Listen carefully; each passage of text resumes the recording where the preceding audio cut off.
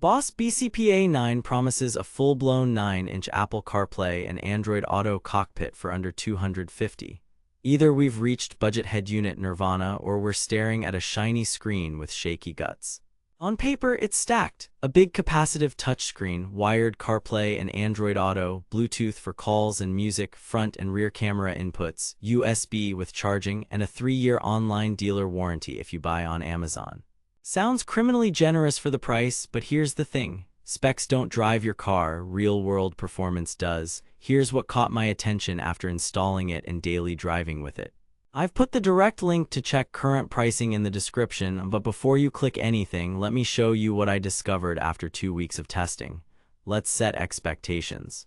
The BCPA9 claims to modernize your dash with seamless Apple CarPlay and Android Auto for calls, maps, music, and messaging, safer nav with Siri or Google Assistant, plus third-party apps like Waze and Google Maps, big screen control, camera support front and rear, and steering wheel control compatibility. Clean installs thanks to a shallow chassis and multiple inputs. Sounds convenient, right? Pretty bold claims for the price, but here's where things get interesting. Reality check. They claim seamless CarPlay and Android Auto. What you actually get is wired-only integration that lives or dies by your cable and phone health. With a quality MFI-certified cable, my iPhone stayed connected without drama. Swap to a bargain cable and I saw random disconnects. Heat matters too. In a hot cabin after sitting in the sun, I had one mid-drive reboot in 2 weeks. That's not a deal breaker, but let's be real. Seamless depends on the weakest link, and in budget units, the link is often the cable and thermal management. They claim big, bright 9-inch control. What you actually get is a solid, usable panel that can still wash out in direct sunlight. The capacitive touchscreen feels fine and the icons are large, but glare off the glass is real at certain angles. The chassis is shallow, which helps installs, but the screen can sit proud of the dash and may shade or block nearby vents or buttons in smaller cars. Adjustability is limited. You can nudge, tilt, and position during install, but it's not a fully floating mount with infinite articulation. They claim power for your speakers with front, rear, and sub outputs. Here's where it gets mathematically impossible. Marketing loves to say numbers like 80 watts x4. From a 12-14.4V automotive system and a compact heatsink, the realistic RMS you'll get at 4 ohms is around 14-18 watts per channel at low distortion. Translation: good for stock speakers at normal volume, not a nightclub in your Civic. The 2V preamp outputs work, but they force you to run more gain on an external amplifier, which can raise noise floor.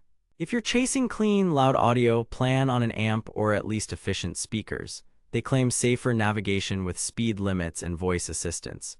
Reality check: there's no built-in GPS, all nav lives on your phone. Apple Maps can show speed limits where data exists, and Waze/Google Maps do too, but dead zones equal dead smarts. Voice control via Siri or Google Assistant works, but call and nav prompts can duck your music a bit aggressively. It's functional, just not luxurious. They claim camera flexibility. You do get rear camera input with a reverse trigger wire and a front camera input you can manually switch to. There are no dynamic steering guidelines, and overlay lines depend on the unit's static guides or the camera you install. The switching is fast enough, but don't expect OEM-level integration without more hardware. The plot twist. Boot time: startup to the CarPlay home averaged about 14-16 seconds in my tests from key on. That's normal for this price class, but if you want instant maps as you roll out of the driveway, this may irritate you. Also, some settings hide behind a parking brake interlock. That's for safety and compliance. Don't bypass it, just know you'll need the car parked to tweak deeper menus. Here's where things get interesting again. Installation and steering wheel controls. The listing says steering wheel interface supported, which is true, but not included. You'll need a module like the Metra ASWC1 and the right harness for your vehicle. That's extra money and wiring time. Budget the cost or you'll be stuck with volume on screen only. Detailed breakdown. Sound quality: out of the box, it's clean enough for daily use with stock speakers. The internal amp won't blow you away, but it doesn't collapse at moderate volume.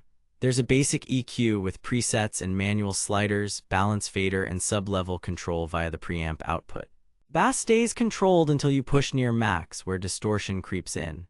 If you're upgrading speakers or adding a sub, the sub pre-out is a welcome touch, but serious listeners should plan on an external amp to avoid cranking gains with the 2V outputs. Screen and UI: the 9-inch panel looks modern and makes buttons easy to hit. Touch response is a hair behind a premium smartphone but totally usable. Daytime glare is the main con. A matte screen protector can help. Night dimming works off the illumination wire or a schedule, but even at minimum, some drivers find it bright in pitch-black roads. The interface itself is simple, with big tiles and minimal fluff. No HD radio, and Sirius XM requires a separate tuner on other models. This one focuses on CarPlay, Android Auto, and Bluetooth connectivity and calls. Bluetooth pairing is fast for streaming, but if you want maps and messages, you'll be on USB. The included external mic is mandatory. Mount it high on the A-pillar or near the gauge hood for best pickup. Callers could hear me clearly, but cabin noise at highway speed crept in until I repositioned the mic. Music over CarPlay sounds better than plain Bluetooth thanks to cleaner signal paths, cameras, and inputs. Rear camera switching is quick when you hit reverse. The front cam is manual, handy for parking, not auto-triggered. There's AV input for legacy sources, USB for data and charging, and a second USB solely for charging. No wireless CarPlay or Android Auto here. If you want that, you'll need a compatible wireless adapter, which adds cost and a bit of latency. Build and reliability. The chassis feels light and clearly budget, but mounting is secure if you use a proper dash kit. Minimal physical buttons mean the touchscreen does most of the work. The 3-year online dealer warranty through Amazon is a nice safety net, though professional installation is strongly encouraged for a reason. In user reviews, many praise the value and big screen, while a chunk of critical posts call out random reboots, glare, and cable-sensitive CarPlay dropouts. Swapping to a high-quality cable solves a lot of those reports. Verdict: buy with caution. At $235.99 and a 4.2 average rating, the Boss BCPA9 delivers the essentials: a huge screen, wired CarPlay and Android Auto, camera support, and enough audio tuning to wake up stock speakers. It stumbles on sunlight visibility, true amplifier muscle, and occasional cable-driven quirks.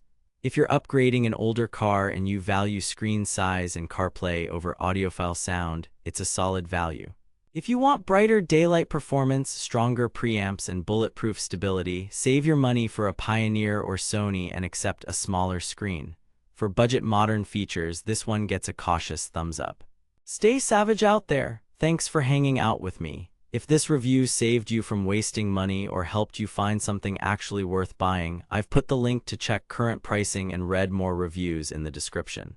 And hey, if you do decide to buy through my link, it helps fund these investigations without costing you extra. Drop a comment with your car model and what you're upgrading from, and tell me if you want a budget wireless CarPlay showdown next. New videos every week. Keep your installs clean and your tech honest.